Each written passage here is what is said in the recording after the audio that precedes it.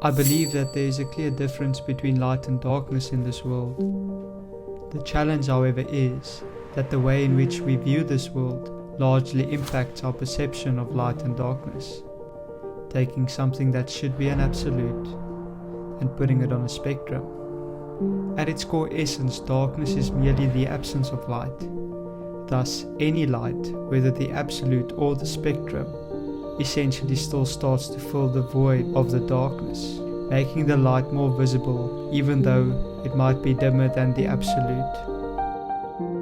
Absolute light, therefore, must indeed be an absolute, and the rest must be either a reflection or an impersonation of that absolute light. With enough impersonations, does this not mean that the original light has now become nullified with the spectrum of impersonations, making us all question whether the original light is even an absolute light at all? Might this not have been the darkness's plan from the beginning, to trick us all into creating our own light, that we may deviate from that which is the original absolute light? The challenge that the darkness may have, however, is that even the impersonation of an absolute still carries a component of that which is real. And thus it can still shine in a world that is often in the absence of light. It is, however, so that when we do look around outside, we still see a lot of glimpses of light, and we try to share our light, though only an impersonation of an absolute light, in the places where we walk out our paths, slowly trying to bring an absence to darkness.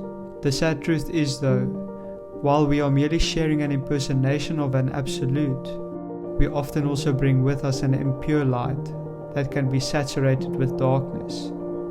And more often than not, we might be better off trying to remove our darkness rather than shine our light. So my question to you as well as myself is, where are you spreading darkness? And my plea is that we would stop. For darkness is merely the absence of light, and if the darkness were to disappear, it would make a way for the light to come in.